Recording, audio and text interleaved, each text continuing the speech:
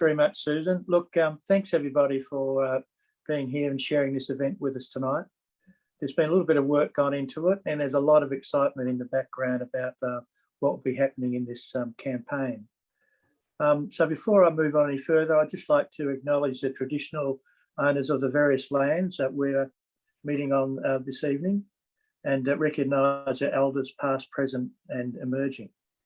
In Wangaratta, where I am, it's the traditional lands of the Bangarang people, who are still well represented locally and still very active in our community. Just moving through the agenda for this evening, the main area will be in relation to understanding a bit more on how the Senate voting system works. And I'd like to thank Tony Perrott and Matt Denny for the work that's gone into that. And Tony, as some people might know, has had a bit of background history and experience in crunching the numbers with different campaigns in Indi. So we welcome your experience and sharing it here. We'll also, after that presentation, there'll be a little bit of a Q&A with people just to clarify further what their understanding is before we kind of finish, and it'll all be wrapped up within an hour, because I think that an hour is plenty at this time of day, and it'll all be wrapped up by 8 o'clock, and Susan will just cover some of the where to next and some of the different items that are coming up and opportunities for the future. So a bit of a call to action for people. So just a reminder for those of you who have not been in breakout rooms before, you're going to get a message shortly that will invite you to go into a breakout room. You just accept that. When you go into the room, exactly as Tony said, who are the current 12 senators for Victoria? And for extra points, and it's the bragging points, the bragging rights you get here, who are the 6 that are coming up for election this time or retiring? So 12 senators sit for Victoria right now. Who are the 6 that might be retiring as well? Have fun. 10 minutes. So first up, welcome back. Did any room think they nailed it? Any room, anyone wants to claim dibs at this stage and think they've got the 12 senators? No. We do, but we're modest. Oh. We resisted cheating. That's right. Well, there was no rules on that. You could have gone for it. What I'm going to show you, I asked Kate to show you, is a list of those current senators and the ones who are retiring. So thanks, Kate. While we're sharing this screen, if you haven't been able to find out how to view things, can you just, in the top right-hand corner of your screen, there is a little box of 9 squares called View. And if you look at that, you can work out whether you want to see the PowerPoint on the screen and the speaker beside it, or the PowerPoint and the gallery beside it, or what's called standard with people overlapping the PowerPoint. That just helps you. And as we mentioned before, please turn your mics off so we can all just get on with the session. So the current senators, and they will be continuing, are Senator Hume, Patterson, Van, Raff Ciccone, Jess Walsh, and Senator Janet Rice. Those who are up for re-election are Sarah Henderson, Senator Mackenzie, Senator Kitchings, possibly Senator Carr, who has yet to announce what he's going to do. Senator Thorpe is up for re-election, and Senator Ryan, who's the President of the Senate currently, has announced his retirement and a replacement will be appointed soon. So I will ask, that was your quiz for the night. There may be some unexpected names in there and there may be some familiar names in there. So I'll hand back to you again. Oh, I'll do one more thing. Just before we go into the session, I'm going to ask you to answer a 1-question poll, and you can tick any of these answers. And the poll is showing on your screen now.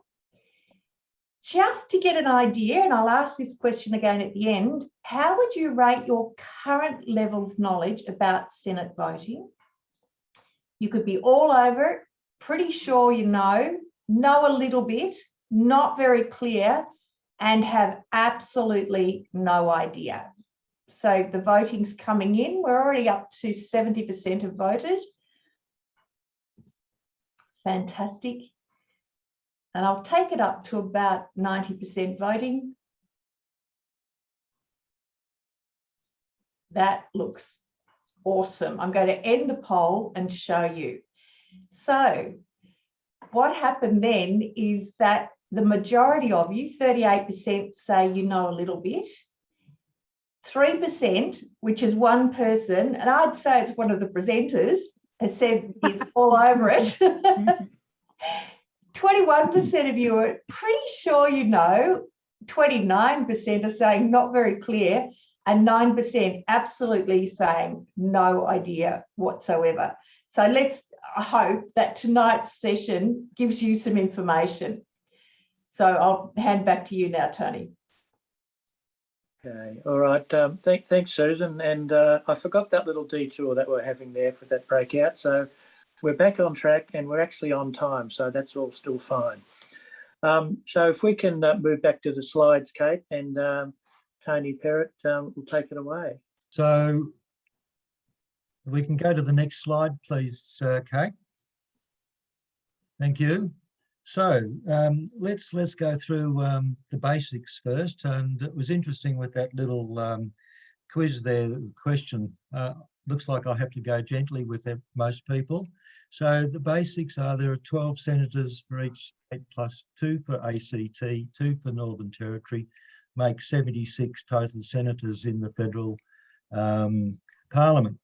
They can all be elected all in one time, only for a double dissolution. That doesn't happen very often. Normally, we elect half the Senate concurrently with the House of Reps, and that means we're looking for 6 senators in each state. And that's why there were 2 columns with the list we just saw with Susan. So they, the other weird thing is they start on July the 1st. Doesn't matter when the election is, their term starts on July the 1st. So in the next election, we're looking for 6 candidates for 6 years, and they will overlap the 6 that are already there and who have completed 3 years of their term. So if we're going for 6 candidates to be elected next time, they require 1/7 of the total formal vote. And this is called a quota. And in Victoria, that's approximately 540,000 votes. Now, no individual can get that many votes, nowhere near it. So how do these people actually get elected? Let's have a look. Kate, next slide. Okay, so the ballot paper, which I think Matt will go through in more detail after, has an above the line section and a below the line section. 95% of voters vote above the line. In fact, most major parties will give you a how to vote card and tell you to put 6 numbers above the line. And people tend to do that. They vote for their tribe or their brand or the issues or their celebrity candidate. And what I'm going through this time is I'm going to show the process of determining the senators in Victoria in 2019. It's quite a long process and took 367 counts to elect or exclude each individual candidate one at a time. Next slide, please, Kate. So what happened in 2019? Let's start, we'll illustrate it with the Lib Nat. So they have 1 column on the ballot paper, and at count 1, if you have a look at below the line, James Patterson got 30,000 votes, which is way short of the 550,000 that he needed to be elected. So how did he get elected? We see Jane Hume also got elected with only 4,000 votes, and David Van eventually gets elected with 1,000 votes. Now, the way this happens is we've got this above the line box that you can tick on the ballot paper, and 1.3 million voters put a 1 in the Liberal box. And that 1.3 million votes goes directly transferred to James Patterson. And you can see now he's easily got more than 540,000 votes, and he's elected in count 1.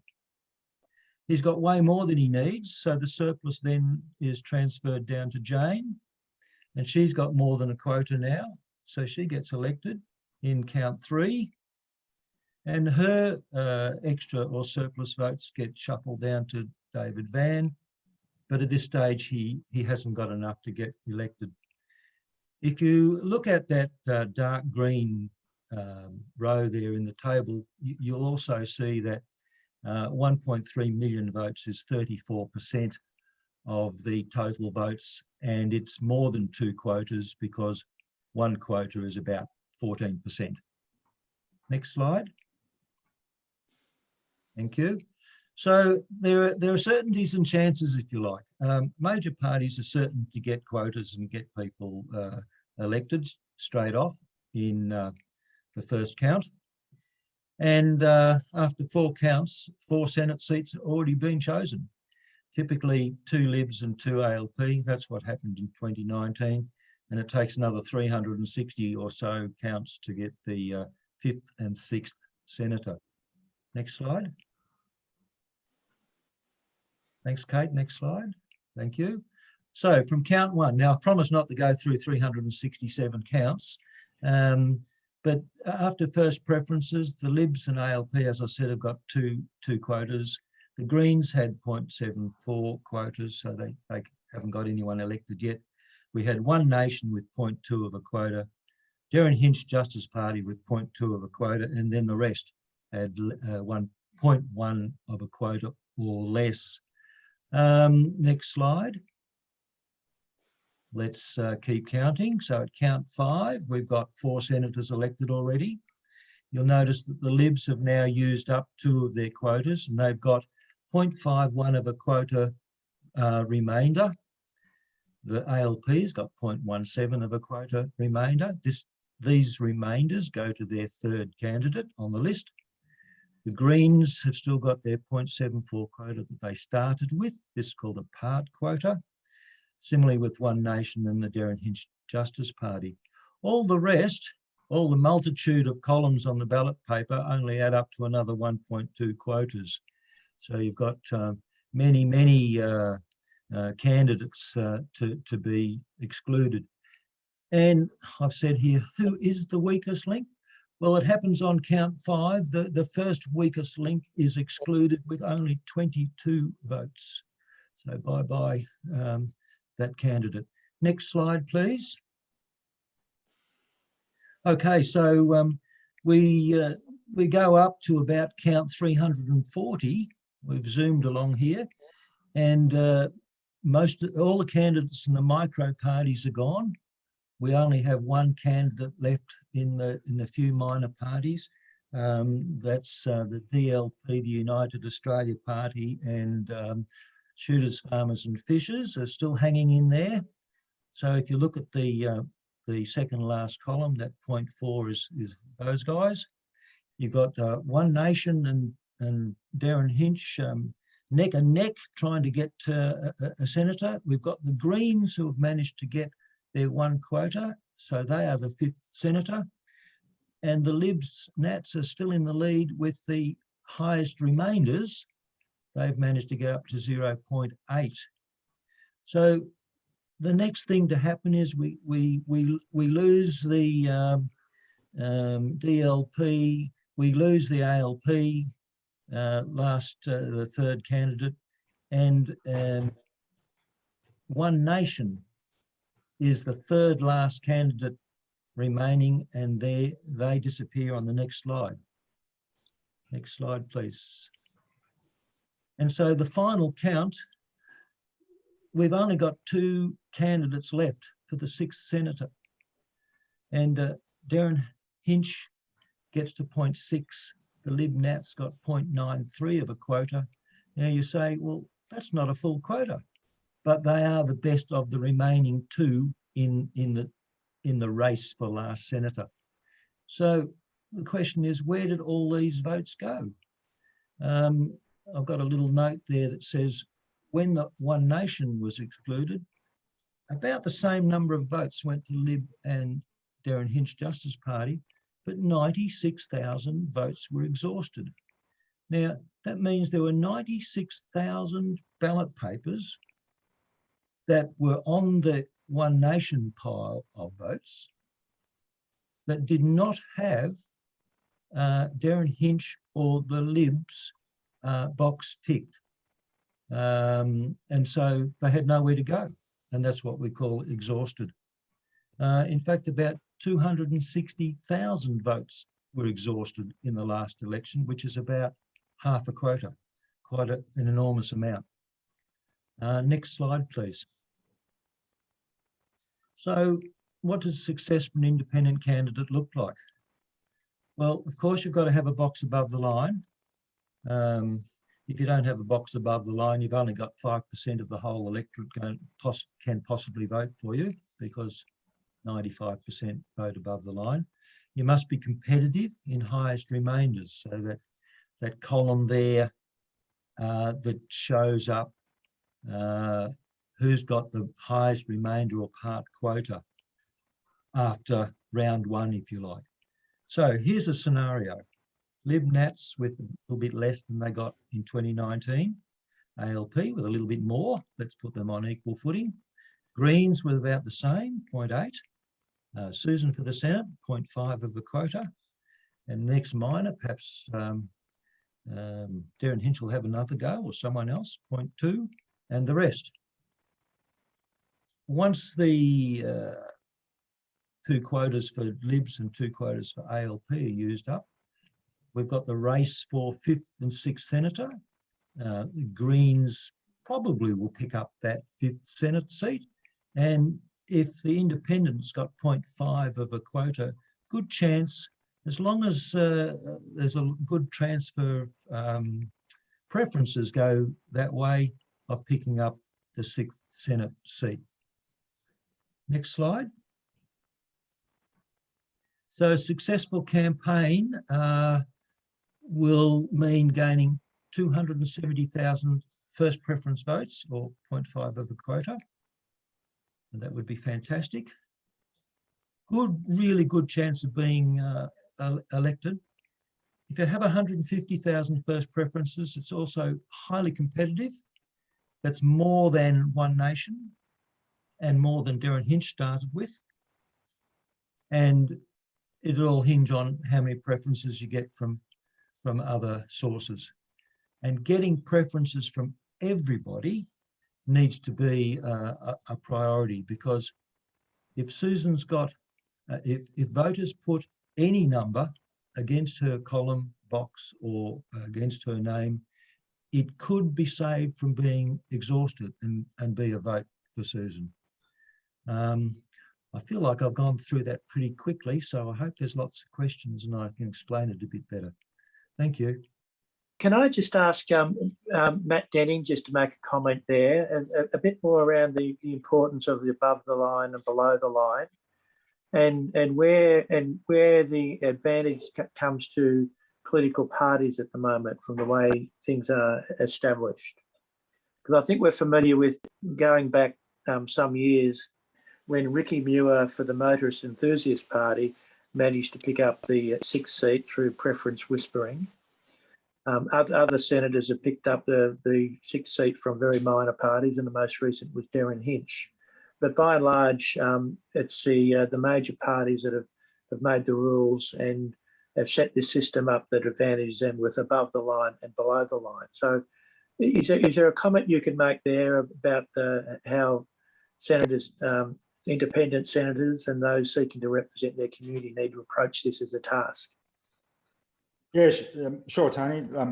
Good evening, everyone. And thanks to Susan and Tony and the team for the invite. Kate, perhaps I can get you to show the first image of the ballot paper from the last election. I'm not sure which state this is from, but it's a fairly common experience for Senate elections and Senate ballot papers around Australia.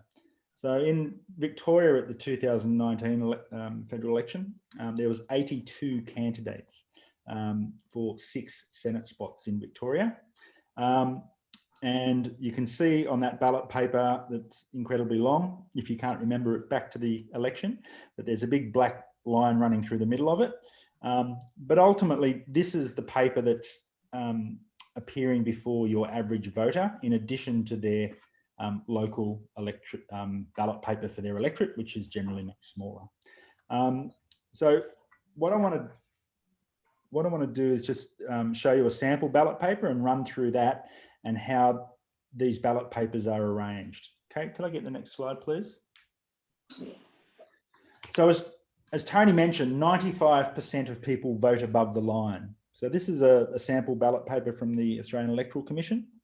And you can see that the dark line running horizontally, and above the line, the instructions are that people are to, or voters are to number 6 boxes in order of preference. If they don't, they can number less or more and the vote is still valid.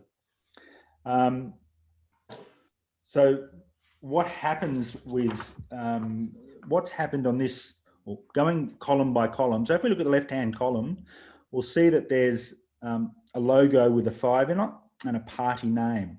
So what this is actually a registered party with the AEC, and it will have a logo above an empty box, and then underneath it'll have the name of the party, whether it's, you know, Liberal Party, Labor Party, Greens, something like that.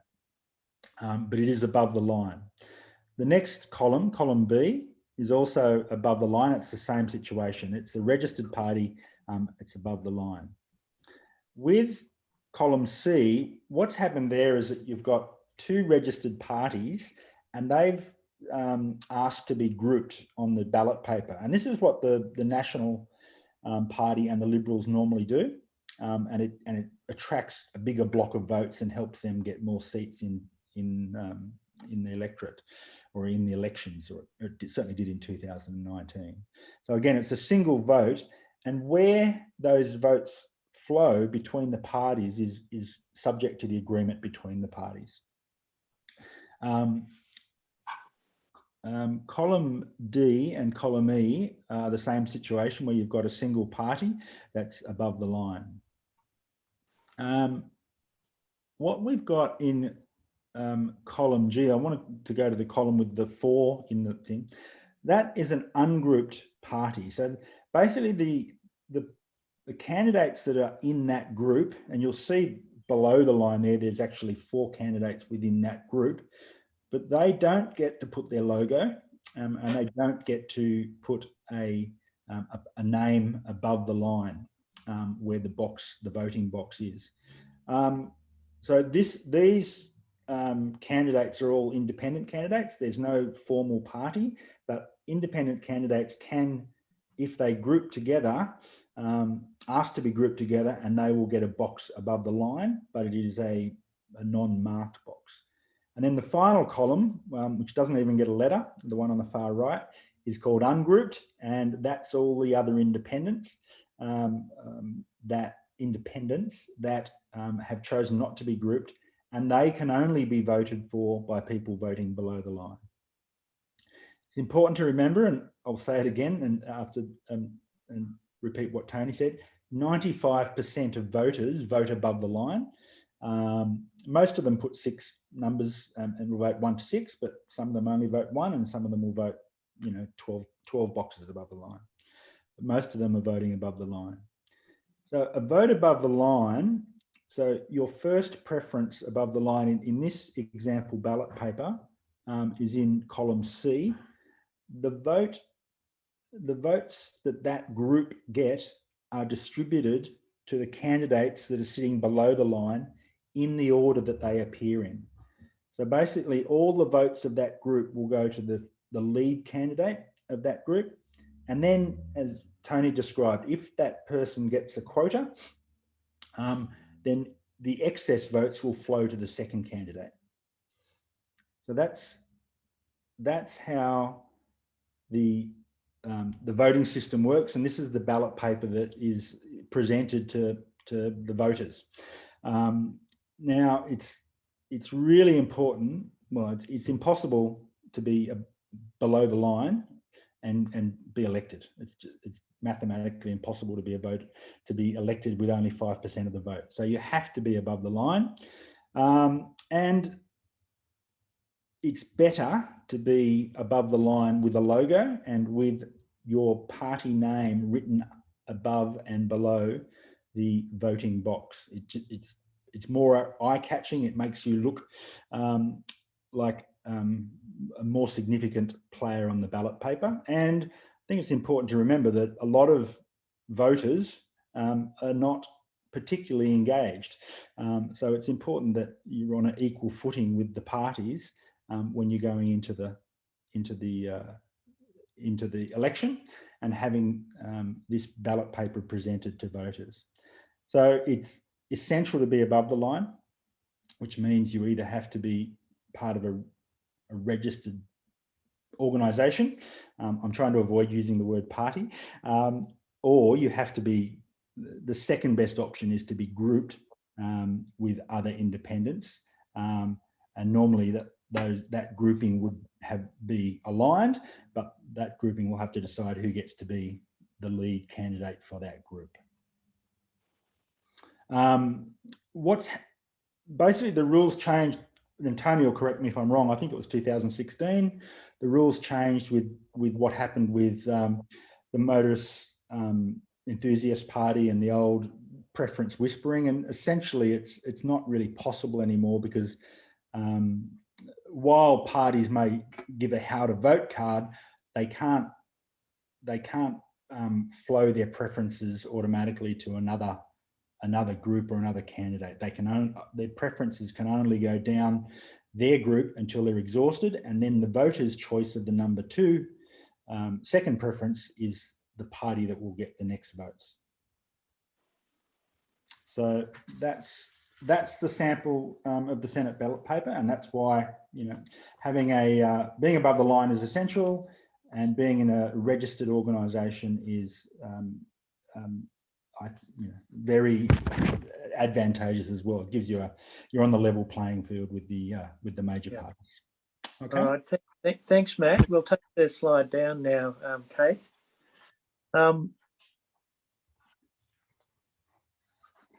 So, Susan, I'm just going to put a little question to you in a moment, but I'm just reminded, seeing that enormous ballot paper, and that you think you go in there, knowing what's going to happen, but it must be just so easy for people to think, no, I'm just going to take the short way out here and just do the minimum number and keep moving on and out. So that's part of the challenge, is for people to understand they need to be a little bit more prepared and focused on what they're doing if they want to get full value.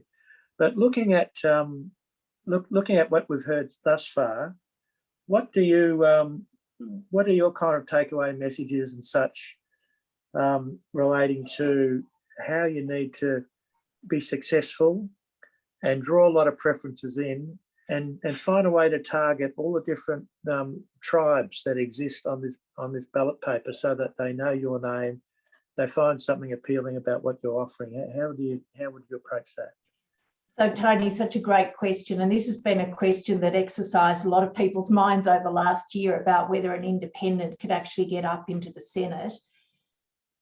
As Matt has said, the AEC has you must register a party to be above the line.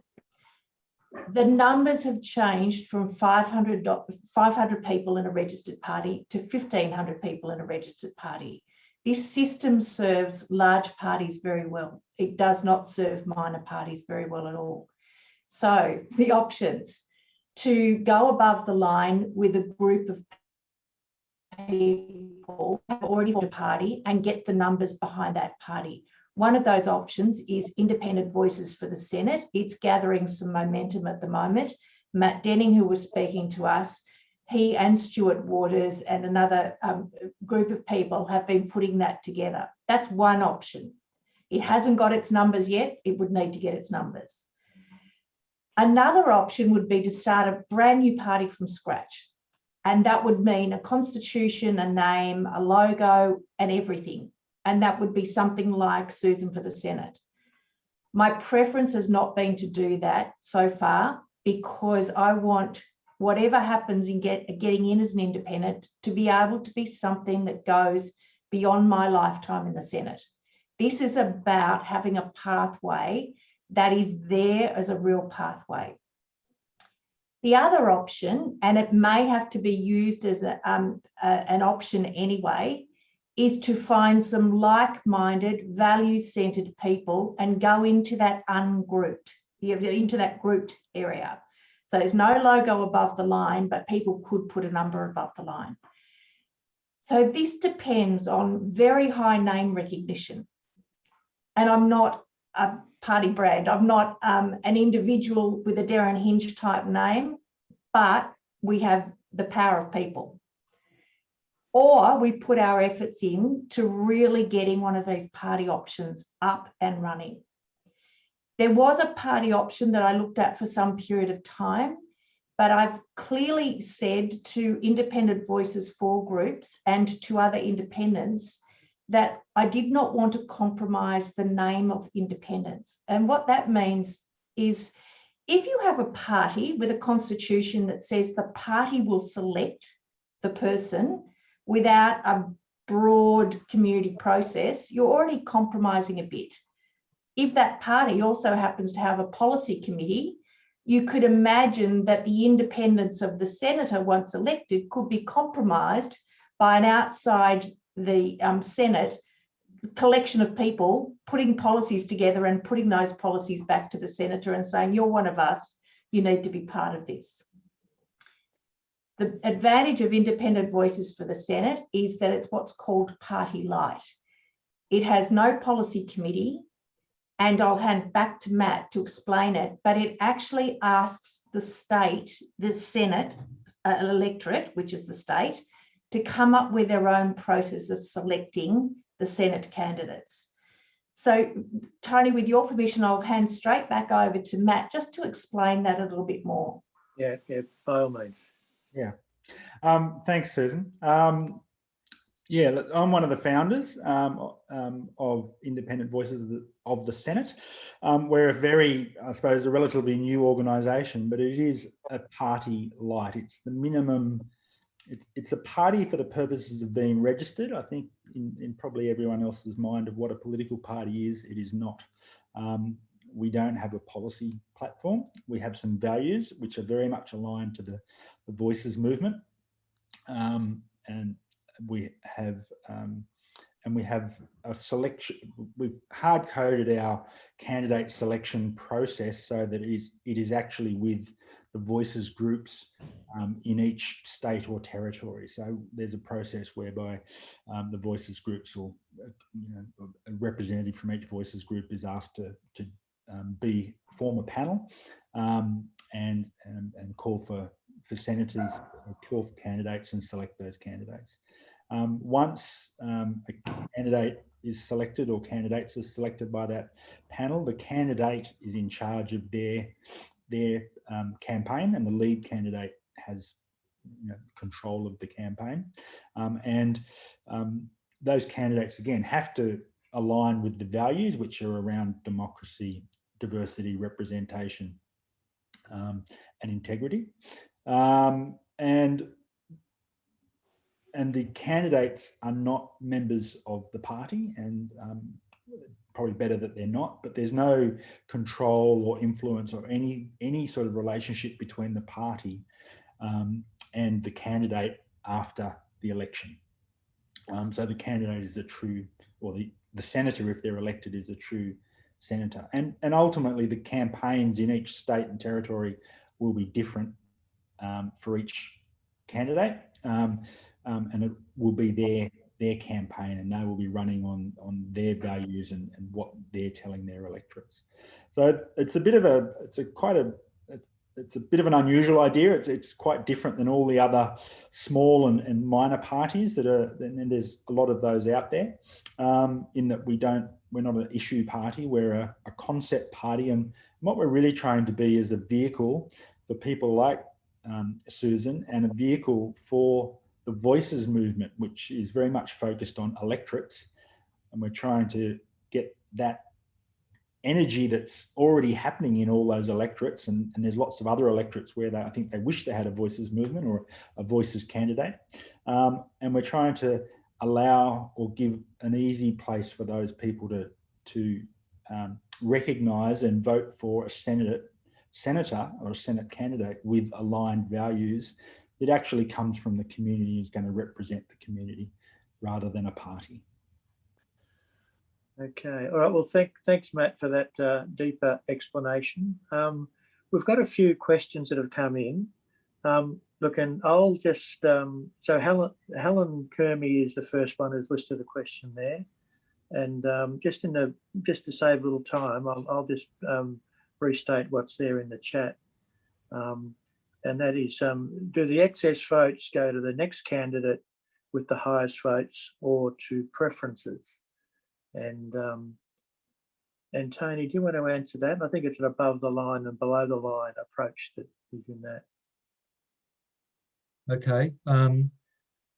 The voter has full control of where the preferences go now. So once their number one candidate is excluded, their vote will go to their number two candidate or party.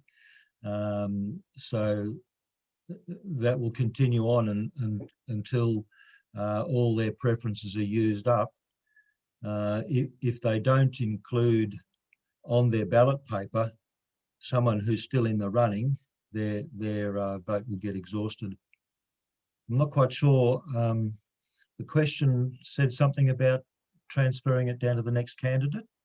Yeah, to the next candidate. So from my perspective on it, from what you outlined before, while you're voting above the line, you know, in a box that might have three candidates for one of the major parties, your vote will just flow down there, and then it'll go to whatever you got number two for, another party along the line. And that's correct. Yep. That's right. But if you want a broader canvas of preferences, you need to be operating below the line where there are more options where you can start to recognise some of the smaller. Yeah, okay. If you vote above the line, you're voting for the party. And if they get a quota to start with their first candidate, the excess will flow down. It's a bit complicated because they have a transfer value. So it might not be 100% of your vote goes down, but it does ripple down to the next candidate on the list and the next one. So that's how the Liberals got three candidates as senators. When you get to the highest remainders and there's a competition then amongst the last few candidates, then your vote will go to your number two preference, which will direct, if you're going above the line, your number two vote will be in another column. So then it goes to another party if they're still in the race. Yeah. If you're not in the race, it's exhausted. And so just to follow that conversation, if you weren't a strict party,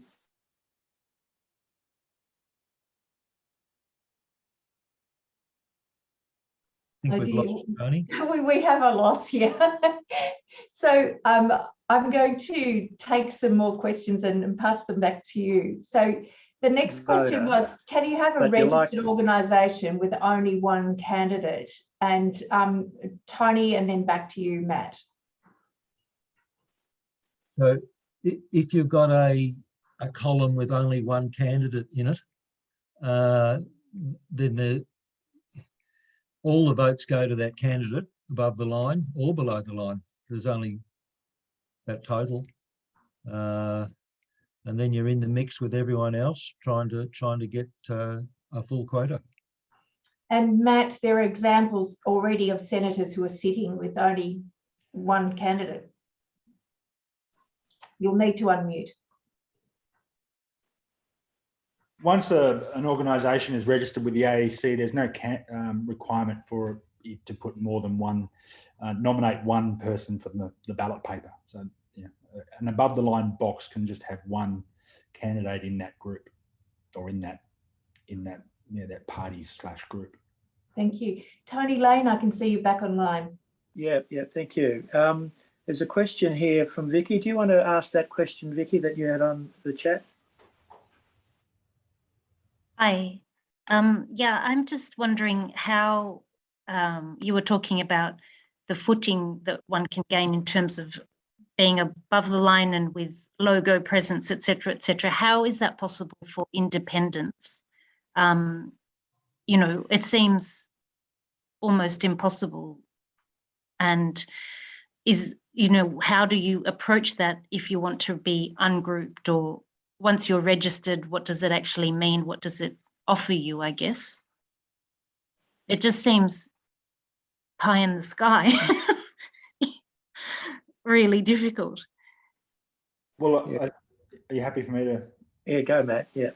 So that's the vehicle that Independent Voices for the Senate is trying to be. And, you know, the word is a party, but it is a vehicle that can nominate candidates, independent candidates who are selected by the community, and it can put them, and it's because it's registered, it's allowed to put those candidates and be above the line and put those candidates in the order the party set nominates and with the AEC. So the process is the party's still doing that, but it's, you know, it's about the constitution and how the party devolves that control to the groups. And there's no requirement for the candidate to be a member of the party that's nominating them. So therefore, there would be a logo, there would be a party name, Yes.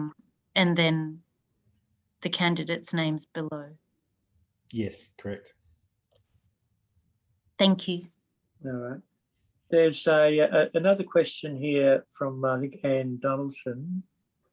The example that you used, Tony, before in the election, so a Derryn Hinch voter, in a circumstance, if they'd filled out more boxes, could that then have created a different outcome, perhaps with, say, One Nation gaining a seat if you actually avoided being exhausted in your group of votes, and it carried on further? Okay, in that example, Derryn Hinch's votes were not exhausted. He was in the running for the 6th Senate. He was the last one to miss out, if you like. So his preferences don't matter. If we reverse that, if someone else wasn't exhausted and they favoured Derryn Hinch, might the result be different? Yes. It is a tight race at the end, and there's hundreds of thousands of votes can swing one way or the other, just depending on who's in front towards the end there. So I can't remember the exact numbers, so I could look them up quickly, but Yeah. I think, you know, if you're third last, your votes are transferred somewhere, and it usually, well, you'll be out. I don't know how else to go with that. Yeah, so just if people are really curious about this, the AEC website has the details on all of those 367 counts, and you can see where the preferences flow to on each occasion. So if you're and Tony takes that to bed with him most night for a bit of light reading, but you can track it down, and you can kind of see how history might have been different with certain flows went in a different direction. One Nation had 217,000 votes towards the end there, which was double what they started with. So they'd picked up a lot of transfer votes on the way through, and the voters that voted for One Nation, or eventually One Nation, got up to 217,000 votes. But then 96,000 of them didn't go any further because they got exhausted. Okay. Well, I think we're showing that part of this is a bit complex, particularly if you're not in a party above the line. Just looking at the clock, there's a couple more comments in the chat that I'll just go to. Question here from Emma about the complexity of the voting, and if if a voting card would assist in this situation for an independent that's got so many ways to move. That's going to be something of great debate as we go through, Emma. What has happened in the case of Indi is that no one had allocated preferences for the House of Representatives, but it is a very different and complex voting system in the upper house. I think that it's most likely still to be a vote one for that group, whatever the group is, whether it's a party or a group, and use your other votes wisely so that, you know, in the numbering, you're telling them to use those votes wisely. It would be, I think, incredibly unwise of me to be able to say, put your number 2 vote to LNP or number 2 vote to Labor. It's not where I need to be. I am independent. I'm not a member of a party. I've never been a member of a party, and I don't have a particular preference. I think we need good quality, community-minded independents. So name recognition is going to be incredibly important. Getting people to fill me in so that when they do their numbers, somewhere in those numbers, I'm appearing on their numbering. That is really important. And just to finish up that question for Roberta, it takes about 3 months from the time you put in your 1,500 members for the AEC to approve your name or do the backwards and forwards and approve the party. So if there was an election this year, my only option is ungrouped. My fingers are crossed that the stars do not look like they're aligning at this stage, but we've got to get our skates on and do this very quickly. Look, there are a couple more questions there in the chat, but I've just taken a note of what they are. So we'll probably come back individually with some answers, just looking at the clock we've got there. And I think there could be quite a few others. So part of this session tonight was to understand what we need to deliver as far as Senate information. And we're going to go back to the little question that Susan might pop up now, just to see how people have moved on that. And then we'll come back to Susan with some closing remarks on actions and where to next. It's great that we can see those numbers coming up as people are doing that final poll. Just as that final poll's coming in, a number of things. Please get me in front of groups. If you've got 8 or more people, I will come and Zoom in and talk to you about the Senate, about my platform, about my policies. I would love to listen to those large organisations and peak organisations, and I've already started having meetings with peak bodies across Victoria to get briefings. Have a conversation with other people about what matters. Tell them how this Senate voting works.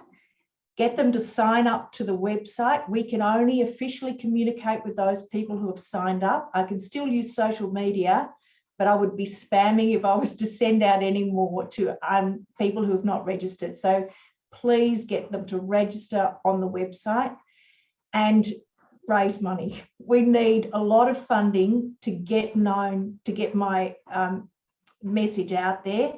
You've also been given the link by Lisa Croxford. Thank you very much, Lisa, for that, to show you where Independent Voices for the Senate is. Have a look, and if you think that's the way to go, we can build those numbers up. So I'm going to end the poll and I'll show you the results. And I think you'll be very pleased, Tony and Matt and Tony, that the message is going well. We've still got one person who's totally all over this, but from 39% up to 60% of people are now saying, you know enough to be able to tell others. And you know, 37% of you are saying you know a little more, and that's been useful. And 100% of you, bless you, have said that this is a really useful session. There will be another session in 2 weeks' time. Kim Rubenstein from the ACT is my guest. Kim is doing the impossible as well. She is running as an independent in the ACT, where only 2 senators get elected. She has already submitted her paperwork to the AEC with her party called Kim for Canberra. So she's now waiting for the AEC to come back and give her the approval for that. But I want to be in conversation with her and certainly sharing the platform with her amongst her supporters and amongst those who are interested to be able to get the word out. So back to you, Tony. Okay, look, thanks very much. And look, we're going to finish it off now. So thanks everyone for their attention here tonight and their interest. So as Susan said, we need to keep building the numbers. There's a few little wrinkles to be ironed out on how we put some of these things together.